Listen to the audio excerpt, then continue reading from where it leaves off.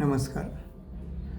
वाराची रचना नेमकी कशी झाली हा प्रश्न काही लोकांनी विचारला होता. आणि हा आज रविवार आहे तर याला रविवारच का म्हणायचा, याला दुसरा वाराचं नाव का नाही. तर ह्याच्यामध्ये जे लॉजिक वापरलेलं आहे, जी पद्धत वापरलेली आहे, तर ती मी आज इथे सांगणार आहे. वार जो आहे तर त्याच्या आधी आपल्याला होरा काय हे समजून घ्यावं लागेल. तर एक सूर्योदय झाला की त्या सूर्योदयापासून दर 1 तासांनी एक ग्रहाचा होरा असतो. म्हणजे आज जसं रविवार आहे तर पहिला जो होरा आहे सूर्योदयापासून तर तो रवीचा आहे, म्हणजे सूर्याचा आहे.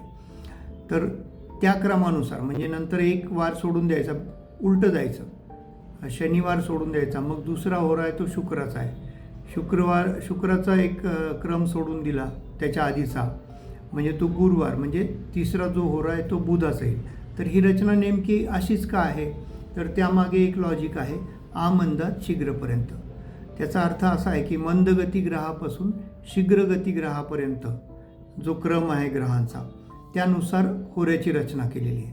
म्हणजे जसं मंदगती ग्रह सगळ्यात शनी आहे, शनीनंतर गुरुनंतर मंगळनंतर रवी म्हणजे सूर्य, त्याच्यानंतर शुक्र, बुध आणि चंद्र, असे हे ग्रहांचे क्रम आहेत. त्या क्रमानुसारच होरा येतो.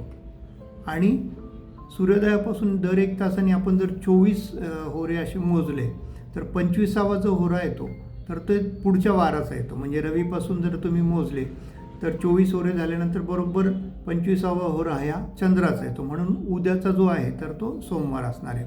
मग सोमवारी तसंच चंद्राचा होरा पहिला आला, तसे जर 24 होरे मोजले तर बरोबर त्याच्यानंतर मंगळाचा होरा 25वा येईल. म्हणजे मग त्याच्यानंतरचा जो वार आहे तो मंगळवार आहे. ह्या पद्धतीने वारांची आपली रचना केलेली आहे. अगदी हे तर्कशुद्ध आहे. आणि अजून एक प्रश्न विचारला जातो की वार नेमका सुरू कधी होतो, दिवसातले कधी तो वार आपण सुरू झाला असं समजायचं. तर काही लोकांचा असं गैरसमज असतो की रात्री 12 वाजले म्हणजे वार बदलला.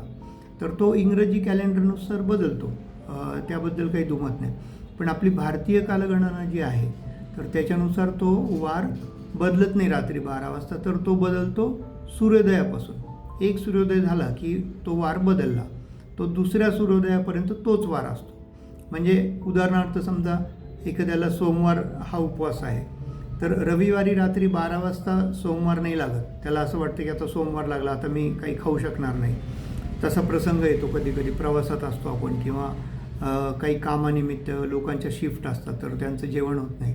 12 वाजले आता सोमवारचं जेवायचं नाही असं समजून ते जेवत नाहीत.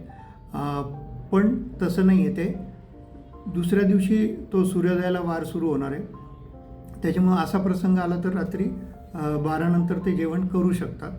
आणि हे मात्र सोमवारी रात्री तो 12 नंतर काही खाऊ शकणार नाही की आता काय 12 वाजले, सोमवार संपला आणि मंगळवार लागला, असं नाही करता येणार.